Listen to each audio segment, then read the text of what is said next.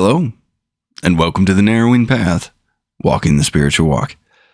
My name is Steve Van Eierstein. Thank you all for joining me again for the next reading of James Allen's As A Man Thinketh. We're moving on to chapter 4, which is titled Thought and Purpose.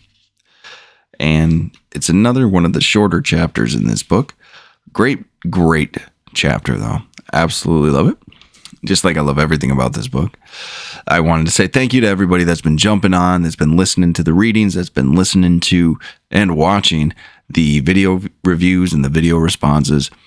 It's been awesome to kind of see how that's growing. So I greatly appreciate it. Go ahead, jump over to the YouTube channel, give it a like, give it a subscribe. Check out the podcast on Spotify or Apple, wherever you tend to listen, and give us a subscribe if you want. We also have a Facebook page you can go ahead and interact with as well. So I appreciate it all. Thank y'all so much for the support and the views and everything. So it's pretty cool to see. And I'm glad this message is being seen by some people. So let's go ahead and get started with the reading today. This is the fourth chapter, like I said, and the last one was on the body and health and thought's effect on those. So we're going on to thought and purpose. So here we go. This is the fourth chapter, Thought and Purpose, of James Allen's Daily Meditations. Whoa. It's not meditation. James Allen's As A Man Thinketh. I said that for a year, every single day. My mouth still wants to say it. So this is James Allen's As A Man Thinketh, fourth chapter, Thought and Purpose.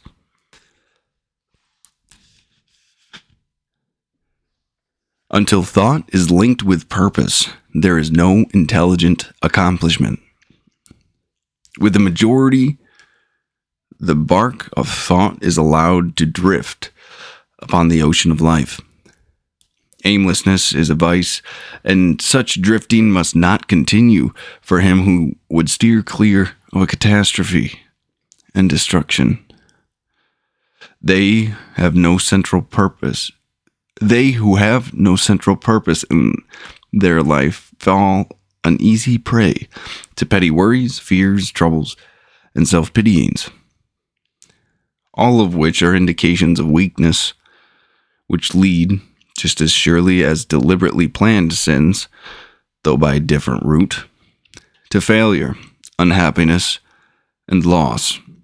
For weakness cannot persist in a power-evolving universe.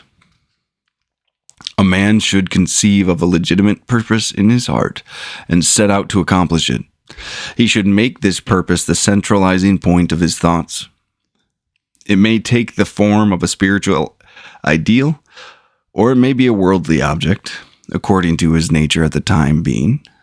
But, whichever it is, he should steadily focus his thought forces upon the object which he has set before him. He should make this purpose his supreme duty, and should devote himself to its attainment, not allowing his thoughts to wander away into ephemeral fancies, longings, and imaginings. This is the royal road to self-control and true concentration of thought. Even if he fails again and again to accomplish his purpose, as he necessarily must, until weakness is overcome, the strength of character gained will be the measure of his true success. And this will form a new starting point for future power and triumph. Those who are not prepared for the apprehension of a great purpose should fix the thoughts upon the faultless performance of their duty. No matter how insignificant their task may appear, only in this way can the thoughts be gathered and focused, and the resolution and energy be developed. Which being done, there is nothing which may not be accomplished. The weakest soul, knowing its own weakness and believing this truth, that strength can only be developed by effort and practice, will, thus believing, at once begin to exert itself and, adding effort to effort, patience to patience, and strength to strength, will never cease to develop and will at last grow divinely strong. As the physically weak man can make himself strong by careful and patient training, so the man of weak thoughts can make them strong by exercising himself in right thinking. To put away aimlessness and weakness, and to begin to think with purpose, is to enter the ranks of those among those strong ones who only recognize failure as one of the pathways to attainment. To make all conditions serve them, and who think strongly, attempt fearlessly, and accomplish masterfully. Having conceived of his purpose, a man should mentally mark out a straight pathway to its achievement. Looking neither to the right nor the left, doubts and fears should be rigorously excluded. They are disintegrating elements which break up the straight line of effort, rendering it crooked, ineffectual, useless. Thoughts of doubt and fear never accomplish anything, and never can. They always lead to failure, purpose, energy, power to do, and all strong thoughts cease when doubt and fear creep in. The will to do springs from the knowledge that we can do.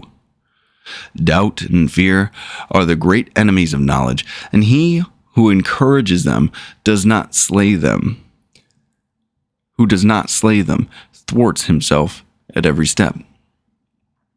He who has conquered doubt and fear has conquered failure.